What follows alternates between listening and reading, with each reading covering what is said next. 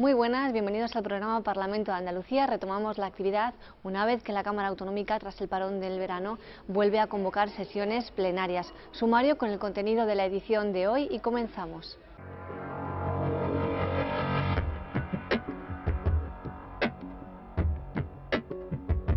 La reforma constitucional centró buena parte de la sesión de control al gobierno andaluz. Izquierda Unida consideró que rompe con el estatuto, mientras que Griñán aseguró que la norma contempla la estabilidad presupuestaria. El Partido Popular, ante la crisis, ha propuesto más reformas al amparo del acuerdo constitucional. El Parlamento andaluz respaldó también dicha reforma emprendida en el Congreso. La iniciativa de los populares es una forma, según su portavoz, de reaccionar ante las dificultades frente a un gobierno que se limita a establecer recortes sociales y subir los impuestos.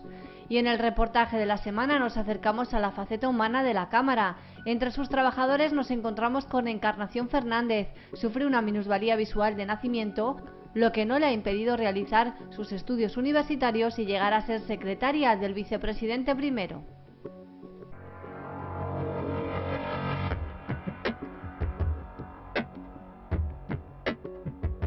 La reforma constitucional referente a la contención del déficit centró buena parte de la sesión de control al Gobierno en la primera de las sesiones tras las vacaciones. En el turno de preguntas al jefe del Ejecutivo, Diego Valderas, acusó a los socialistas de traicionar el espíritu del Estatuto y, por su parte, Javier Arenas volvió a echar en cara a Griñán las consecuencias de sus políticas dado el elevado nivel de paro. Por su parte, Griñán aseguró, por un lado, que el Estatuto contenía la necesidad de estabilidad presupuestaria y, por otro, aseguró, dirigiéndose a los populares, que no temieran llevar a cabo políticas fieles a su ideología. Diego Valderas se dirigió al presidente de la Junta para calificar la reforma constitucional llevada a cabo en el Congreso de los Diputados de pérdida de autonomía por los cambios que, a su juicio, suponen para el propio Estatuto andaluz, que además es contraria, según dijo, a la creación de empleo y sitúa a la región a merced de los mercados económicos. Consideran desde Izquierda Unida que la situación es muy complicada por el elevado índice del paro, por el 30% de nivel de pobreza, por el escaso gasto social, situado por debajo del nivel de Europa y España, y por la situación de bancarrota en muchos ayuntamientos. Ante esto, planteó una iniciativa. ¿Por qué no hacemos una propuesta aquí entre todos los grupos de esta Cámara para blindar las políticas sociales en nuestra comunidad y las políticas fundamentales de nuestra comunidad, si es necesario reformando incluso de común acuerdo el Estatuto de Autonomía? Por lo tanto, señor presidente, yo creo que si el presupuesto decrece como ha anunciado, yo quiero saber dónde va a meter usted la tijera nuevamente, esa tijera que atenaza continuamente a los ciudadanos y ciudadanas de Andalucía. Y mire, le digo que hay otros caminos y que hemos propuesto otros caminos y que hemos propuesto 100 medidas de alternativa en el conjunto del Estado, que las hemos propuesto aquí y que yo me alegro que algunas de esas medidas ustedes empiecen a agarrarlas, sobre todo la que hace referencia a la reforma fiscal, la justicia fiscal, el impuesto de patrimonio. Nosotros le animamos a otros de carácter medioambiental al tema de a por la banca y por los poderosos para que paguen más impuestos, perseguir la economía sumergida, el fraude fiscal, plantear las políticas keynesianas de reactivación pública de la inversión con más inversión pública, cambiar el modelo laboral. Valderas abogó por una política de austeridad sin pérdida de creación de puestos de trabajo. También calificó el plan de empleo público andaluz de insuficiente para ganar batalla al paro y creen que con la reforma de la Constitución no se podrá superar. Griñán se centró en las alusiones realizadas por Valderas a los cambios que producirán el Estatuto. Señaló que no es una traición, porque la norma andaluza también reconoce la estabilidad presupuestaria que pone en vigor la reforma constitucional. Dice que el gasto público tiene que ejercerse sin perjuicio de las exigencias en materia de estabilidad presupuestaria y de los demás criterios derivados de la normativa de la Unión Europea y de la legislación del Estado. Eso lo votó usted, eso lo aprobó usted. Por lo tanto, ha sido simplemente acomodar un texto constitucional a un criterio del que ya formamos partes, del que somos miembros activos y del que tenemos que ser cumplidores exactos. Argumentó Griñán que si se quiere participar de una economía y política comunitaria es necesario que cada país haga sus deberes y obligaciones, requisito del Pacto de Estabilidad Presupuestaria, para mantener las cuentas públicas a lo largo del ciclo económico, lo que significa ahorrar en tiempos de crisis y poder endeudarse en época de crecimiento. La Constitución, asegura el líder socialista, no ha roto consenso porque no es una ideología, sino que admite muchas ideologías. Arenas criticó las políticas llevadas a cabo por Zapatero y Griñán encaminadas a atacar la estabilidad presupuestaria cuando hay 5 millones de parados. Arenas acusó a Griñán de haber descontrolado el gasto corriente, que en los últimos 3 años alcanzó los 3.500 millones, mientras que dejó de invertir 4.800, a lo que se suman los recortes sociales, como el de educación, que aseguró asciende a 1.000 millones. Criticó Arenas que el gobierno andaluz no haya llevado a cabo reformas de calado contra el déficit o el paro. Y le echó en cara también los compromisos expresados en su discurso de investidura, que según el análisis del PP andaluz han caído en saco roto, como la reforma de la Administración que ha dicho ha resuelto con 2 decretos. Ante esto, Arenas presentó sus propuestas. Partiendo, señor Griñán, de ese pacto constitucional, yo le vuelvo a ofrecer un pacto presupuestario para analizar partida a partida minuciosamente, priorizando siempre la educación, la sanidad y los servicios sociales. Señor Griñán, también le ofrezco nuestro apoyo para reivindicar, porque de pronto ha descubierto usted la reivindicación en campaña electoral. Pasa, señorías, como lo del impuesto de los ricos, ¿no? Llevan ustedes 8 años haciéndose fotos con los banqueros y se quieren pelear con ellos en 2 meses de campaña electoral. Pasa exactamente igual. Pues usted se cayó, sumiso, cuando le dije varios años: están compensando las inversiones de Cataluña, de Castilla y León, de Baleares, de Extremadura, y usted se cayó. Y ahora acaba de descubrir la reivindicación. Es también una artimaña para la reivindicación, no frente a Zapatero, que ha incumplido nuestro estatuto, sino para hacerle la oposición al gobierno que viene. De todas formas, usted poca autoridad tiene para reivindicar. Usted aceptó los solares como pago de deuda histórica, pero que sepa usted que para reivindicar las inversiones que no se han hecho en Andalucía, cuenta usted con nosotros y traeremos una propuesta a la Cámara, pero esa propuesta también traerá la reprobación del señor Rodríguez Zapatero por saltarse a la torera el Estatuto de Autonomía de Andalucía. También traerá esa... Manifestó Arenas que sí que es bueno reivindicar ante el Gobierno central, pero para gestionar mejor las competencias. Le preocupa que Griñán haya renunciado a gobernar en vista de sus actos ante la oposición a nivel nacional y andaluz y frente a los alcaldes del PP, porque es una actitud perjudicial para Andalucía. Griñán se defendió de las críticas de los populares diciendo que predican propuestas que no cumplen. Aseguró que el PSOE es reivindicativo y tiene recursos planteados ante el Gobierno central por varios motivos. El Partido Popular coincide con la Junta de Andalucía, con el Gobierno andaluz, en que el reparto del déficit no se tiene que hacer por PIB, sino por población. ¿Usted cree que es normal que la comunidad autónoma de Cataluña o de Valencia, que tienen un nivel de endeudamiento que triplica al de Andalucía, puedan tener un margen de déficit más amplio? ¿Usted cree que eso es normal en el reparto que se ha hecho del déficit? Nosotros lo tenemos recurrido. ¿Va a apoyarlo su señoría? ¿Va a apoyar usted ese recurso? Lo mismo digo en los recursos de dependencia. ¿Usted va a apoyar que se financie el beneficiario efectivo o el teórico? Inversiones. El Estatuto dice 17,8% de la inversión total en Andalucía. Eso es lo que dice el Estatuto. Año tras año se ha cumplido. Año tras año se ha cumplido. No el 12 y pico que se ponía en los presupuestos cuando gobernaba usted. 17,8. Ahora, en la liquidación de los presupuestos, decimos, ¿se ha invertido realmente el 17,8 o el 17,2? Y eso es lo que reclamamos. Usted apoye. Pero, hombre, convendrá usted conmigo que hasta que no están liquidados los presupuestos no se puede hacer la reclamación. Arenas replicó que el mayor recorte social es el paro y el fracaso escolar, por lo que conminó a Griñán a llevar a cabo un cambio radical de gestión y se ofreció a ayudar en la medida que acepte el Ejecutivo, así como apoyar cualquier reivindicación para Andalucía. Ante la ayuda, Griñán aseguró que la política consiste en opciones diferentes e ideologías que no son las mismas, ya que cada uno tiene una dirección y un modelo. El Parlamento andaluz ha mostrado su apoyo a la reforma constitucional impulsada en el Congreso de los Diputados para que todas las administraciones públicas adecúen sus acciones al principio de estabilidad presupuestaria de tal manera que se adapten a su nivel de ingresos. Al igual que en el Congreso, Partido Popular y PSOE han votado a favor, mientras que Izquierda Unida ha mostrado su voto en contra. La propuesta debatida en el Parlamento de Andalucía fue presentada por el Partido Popular. Con esta proposición no de ley, que secundó el Grupo Socialista, la institución autonómica apoya la reforma del artículo 135 de la Constitución española para que todas las administraciones públicas establezcan un límite de déficit público estructural y un límite máximo de deuda pública en función de su Producto Interior Bruto. Su portavoz en la Cámara, Esperanza Oña, comenzó su exposición refiriéndose al 80% de la población española encuestada que se muestra favorable a que no se gaste más allá de lo que se tiene.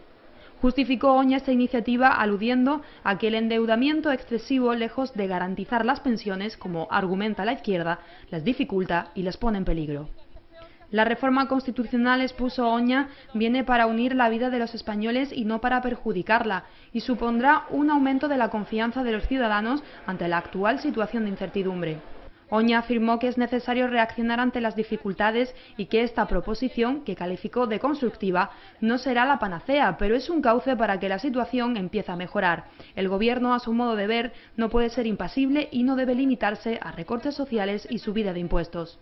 En ambos casos, tanto con la subida impositiva como con los recortes sociales, hemos ido cada vez a peor. La situación hoy es peor que hace un año y hace un año era peor que hace dos. Por tanto, la política socialista, que en este caso se ha demostrado claramente inútil para resolver la situación. Por eso es necesario el entendimiento entre las fuerzas políticas del arco parlamentario. Ojalá aquí en Andalucía también, me parece una utopía o una quimera, pero ojalá se pudieran incorporar a este acuerdo otra fuerza política parlamentaria.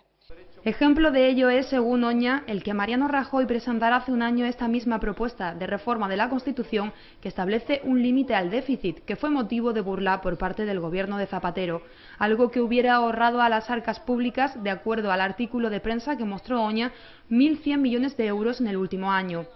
A partir de ahora, auguró la dirigente popular, la estabilidad presupuestaria es un principio constitucional y un requisito imprescindible para favorecer el crecimiento económico.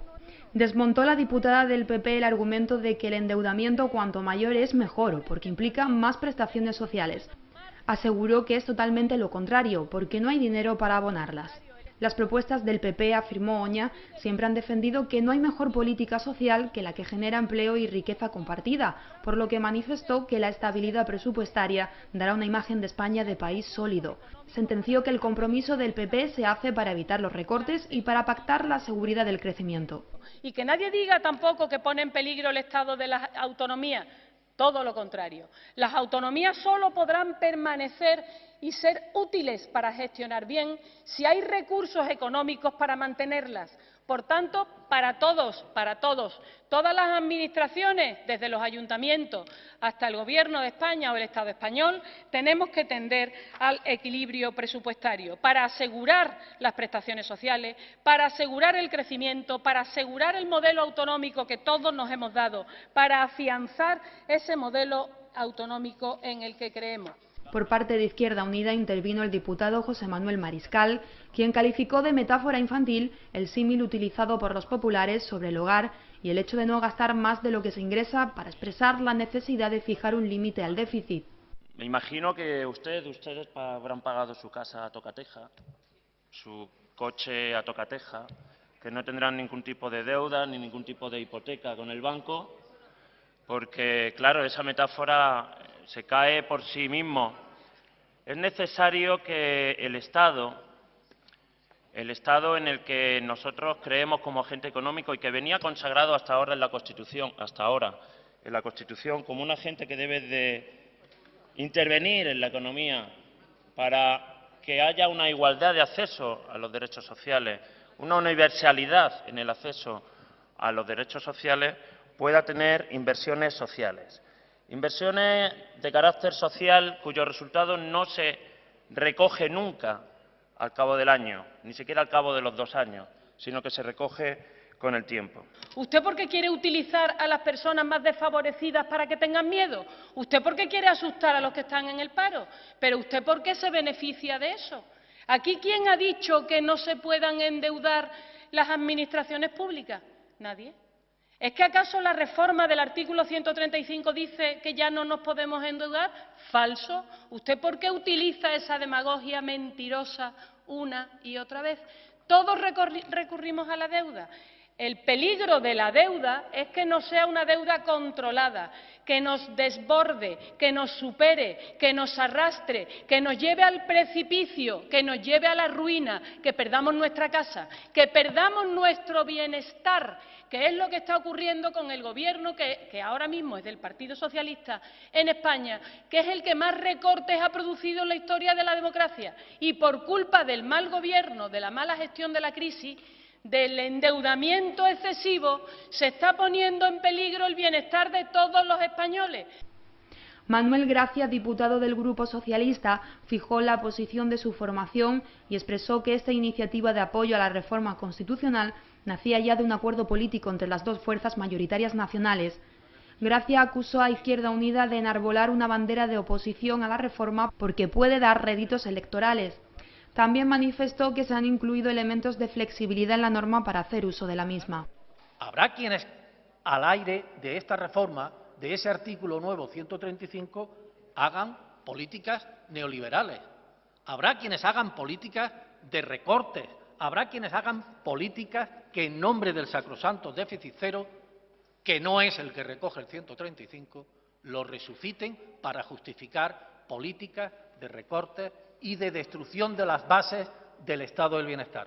Pero habrá también, y los hay, quienes no solo no vamos a utilizar ese artículo 135 con esa finalidad, sino justamente para, en los márgenes que establece y que garantiza y que asegura, poder dar seguridad a las bases mismas, a la estabilidad misma del estado del bienestar que tanto hemos peleado por conseguir. Respecto al Partido Socialista, solo quiero decirle que cuando ustedes dicen que algunos utilizarán, lo ha dicho el señor Gracia, con el que además le puedo asegurar que me une una relación afectuosa y yo creo que lo sabe, pero cuando ha dicho el señor Gracia que algunos podrán utilizar el artículo 135 para efectuar recortes, espero que no. Ustedes, sin tener la modificación del artículo 135, han utilizado la Constitución y el Gobierno para hacer los mayores recortes de la democracia. Ustedes, señor Gracia, se lo recuerdo, bajada de sueldos, bajada de las pensiones. Han encarecido ostensiblemente todas las guarderías y han eliminado casi las becas de las guarderías, las actividades extraescolares, los comedores escolares. No le pagan ustedes los conciertos que tienen con las guarderías, han subido todos los impuestos, incluido el IVA, han quitado ustedes las ayudas a la vivienda, han quitado ustedes el cheque bebé. Les recuerdo, señor Gracia, todo eso lo han hecho ustedes. Por tanto, no es necesaria la modificación de ningún artículo para tener una política nefasta con los derechos sociales de los ciudadanos andaluces. Ustedes y el señor Zapatero, por su parte, han concentrado tal capacidad de recortes que nadie sospechaba que iba a ser así. Oña concluyó su intervención asegurando que el Partido Popular continuará su línea de oposición ante los recortes sociales y subida de impuestos efectuadas por los gobiernos socialistas.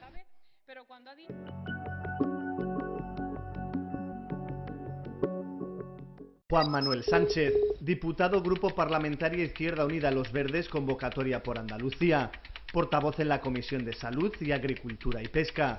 Señor consejero, son hábiles, rápidos, maravillosos para rescatar bancos, pero desde luego para rescatar ayuntamientos, que son la esencia, la base del estado de bienestar, nada de nada.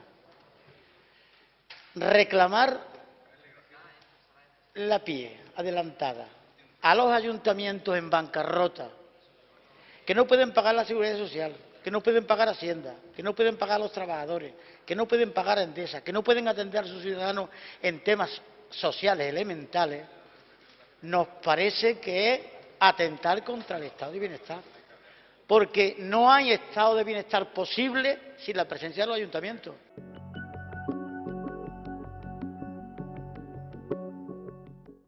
Francisco Menacho, consejero de Gobernación y Justicia. La participación de los ingresos del Estado, lo que hace el Gobierno central es unos anticipos a cuenta y después se hace la liquidación. En los años en los que ha habido la economía ha funcionado bien, en los que ha habido ingresos en el Estado, pues al final la liquidación ha sido positiva y, sin embargo, se ha ingresado por parte del Estado a los ayuntamientos en un solo pago, en un solo año. ¿Qué ha pasado en estos dos últimos años? Que al haber menos ingresos y después las liquidaciones son más dinero, los anticipos, que las liquidaciones, pues hay una parte que se le ha dado de más. ¿Qué ha hecho el Gobierno para que los ayuntamientos no sean más gravosos? No como antes, cuando dos positivas se lo ingresaba de una vez, sino que le ha dado 5 años para que lo devuelva. María Dolores López, diputada Grupo Parlamentario Popular, portavoz en la Comisión de Igualdad y Bienestar Social. La deuda de la Junta de Andalucía con las empresas de obras en el sector sanitario es de 946 millones de euros y en el sector de obras públicas de 700 millones de euros. Estos impagos, señora consejera, han generado que en el ejercicio en el que estamos hayan cerrado unas 2.000 empresas de obras. En el caso de proveedores de productos farmacéuticos, la deuda asciende a 1.245 millones de euros. Y dígame usted, ¿qué ocurre con los centros especiales de empleo?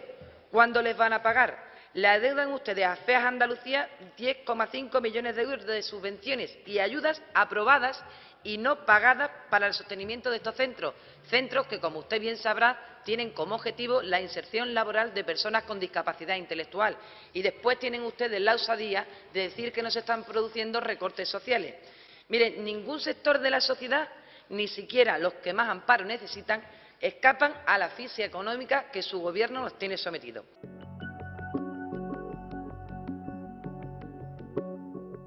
Carmen Martínez, consejera de Hacienda.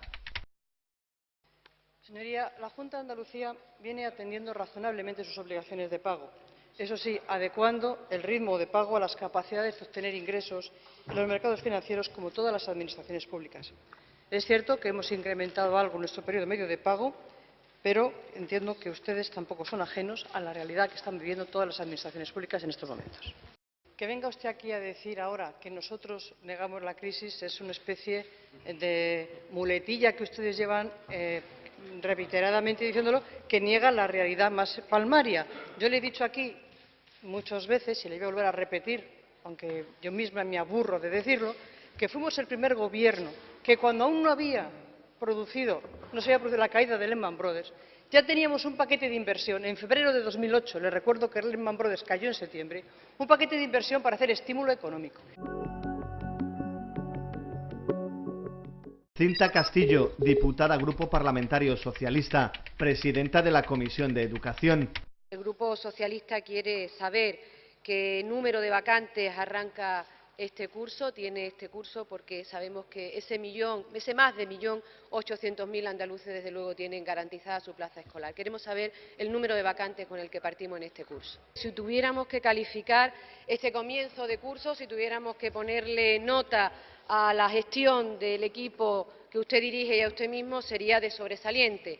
Y sería de sobresaliente porque no solo estamos garantizando el derecho a la educación en la escuela pública, lo estamos haciendo con calidad, lo estamos haciendo, como le decía, con nota, garantizando la igualdad de oportunidades de todos los andaluces.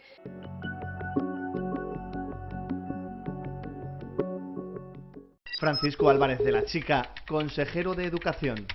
Las vacantes con las que cuenta el sistema educativo, cifradas en educación infantil primaria y educación secundaria obligatoria, solo en esos tres indicadores, que superan las 245.000 en los 3.486 centros que engloban esa enseñanza. O lo que es lo mismo, todos los centros educativos tienen alguna vacante, excepción hecha de 8 del conjunto del sistema educativo andaluz. Hablamos de las vacantes comprendidas entre 3 y 16 años, y si me permite darle algunos datos más precisos, 35.751 en infantil, segundo ciclo, que oscilan entre las casi 7.000 de Granada y casi las 3.000 de Huelva, 84.419 en primaria, que oscilan entre las 15.500 de Granada y 6.481 de Huelva, o en educación secundaria obligatoria, 125.438 entre las 8.300 de Huelva y 31.932 de Sevilla.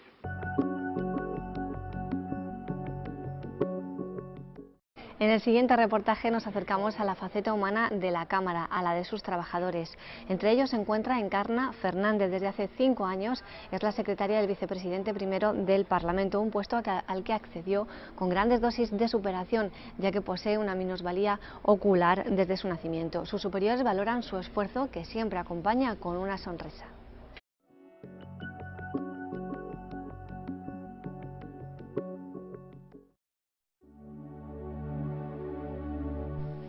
Encarna abrió por primera vez las puertas de su despacho en el Parlamento hace 5 años. Sufre una enfermedad congénita de nacimiento en la vista, conocida como coloboma de iris, lo que le resta el 85% de la visión.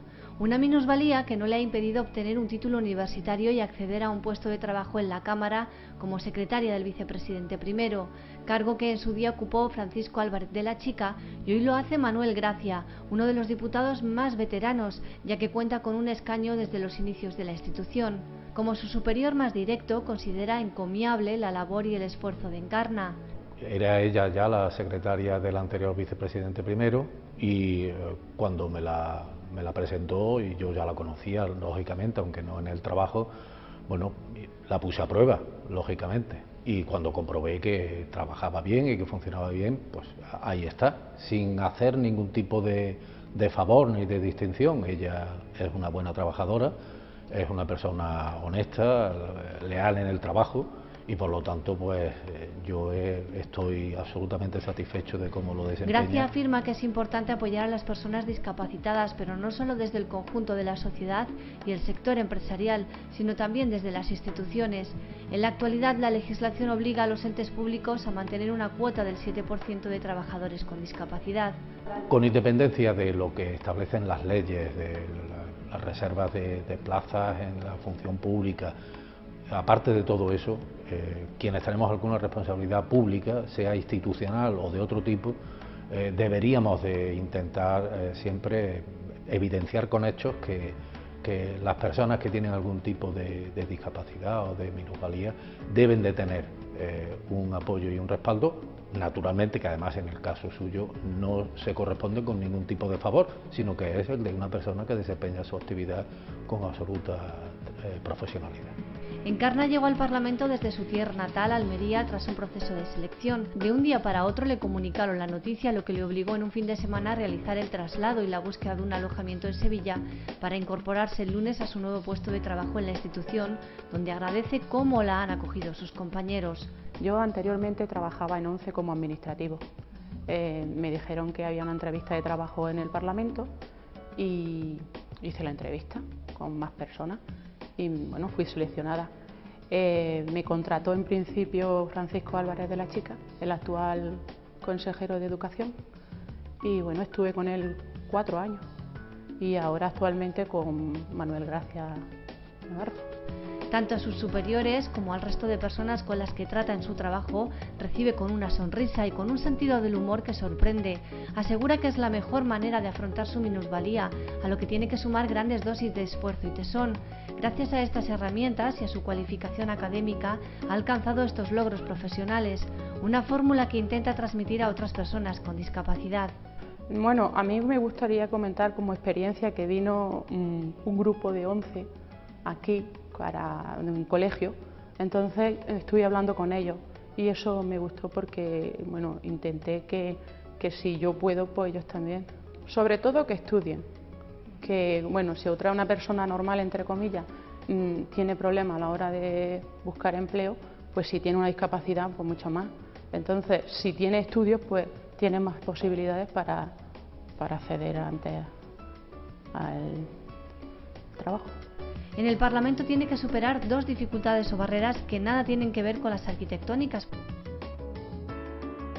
Por un lado, desenvolverse en las enormes dimensiones de un edificio lleno de pasillos y salones, que solventó memorizando un plano del mismo, pero también distinguir a las numerosas personas que se encuentran en el Parlamento, ya que a los 109 diputados se suman un buen número de trabajadores externos e internos que acuden diariamente a la Cámara, algo que ella misma asimila con humor. Tengo un problema que cuando me dicen para entregar algún documento en el Pleno, si hay muchísimas personas, yo no lo veo. Bueno, no me cuesta distinguirlo. Entonces siempre alguno de los compañeros está ahí pendiente. Espera, Encarna, que yo se lo doy. Entonces eso me gusta, ¿no? Porque te hacen sentir más cómoda, ¿no? El respaldo de sus compañeros, su formación, su dedicación y su carácter afable son todos elementos con los que Encarna ha superado grandes barreras, en este caso una de las más difíciles, la de la discapacidad.